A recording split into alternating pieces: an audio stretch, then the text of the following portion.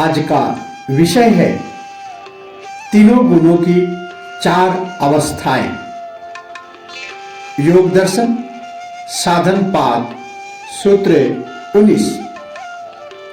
इसमें सत्व रज तम तीनों गुणों की चार अवस्थाएं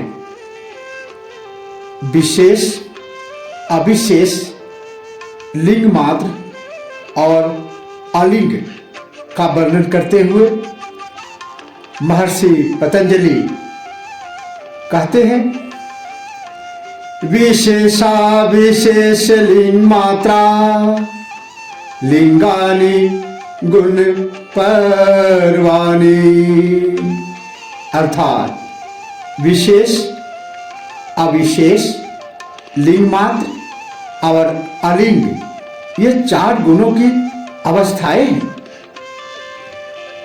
इस सूत्र में वर्णित तीनों गुणों से जिन भूत तथा इंद्रियों के स्वरूप का विकास हुआ है वह चार अवस्थाओं में क्रमिक रूप से हुआ है। इस सूत्र में जो क्रम दिया है उसके उल्टे क्रम से ही इनके विकास का क्रम है। सर्वप्रथम इसकी अलिंग अवस्था है।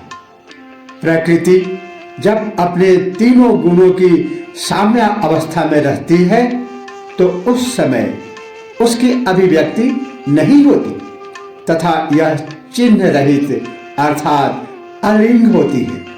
इसी को अव्यक्त भी कहते हैं। यही इसकी अलिंग अवस्था है।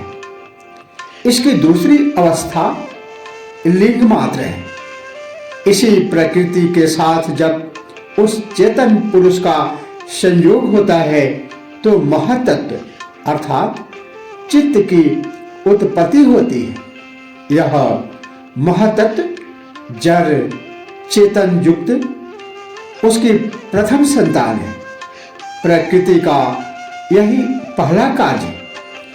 इसकी उपलब्धि सता मात्र से होती है, इसीलिए इसे लिंग मात्र कहते हैं।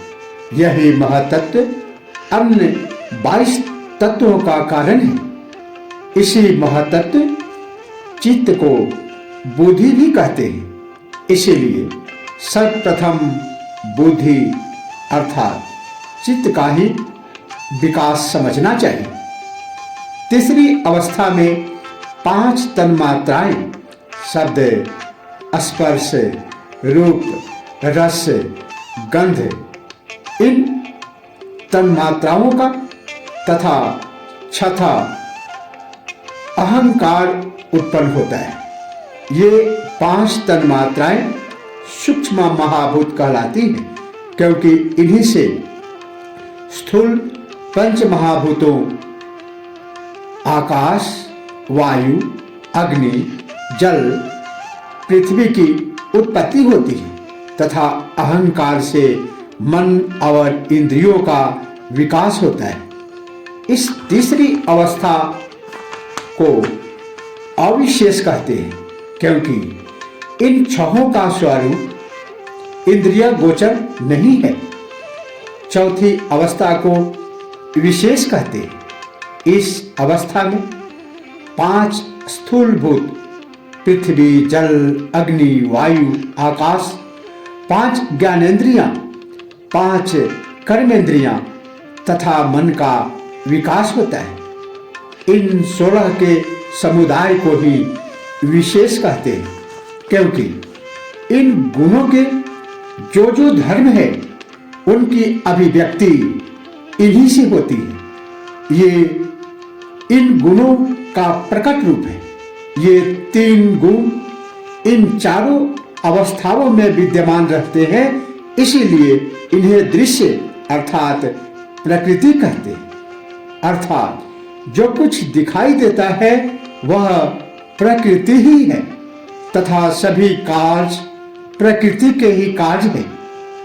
इस सूत्र के अनुसार सृष्टि का क्रमिक विकास हुआ है। यह इसकी उत्पत्ति की वैज्ञानिक व्याख्या है। प्रकृति की उत्पत्ति की इसी वैज्ञानिक व्याख्या को महर्षि पतंजलि ने समझा, जाना और अपने पातंजल योग सूत्र 19 में इसका उल्लेख करते हुए कहा, विशेषा विशेष लिंग मात्रा लिंगानि गुण परवानी, जिसका यहाँ पर विशद व्याख्या किया गया है। इसी के साथ ओम नमः शिवाय, जय श्री कृष्ण।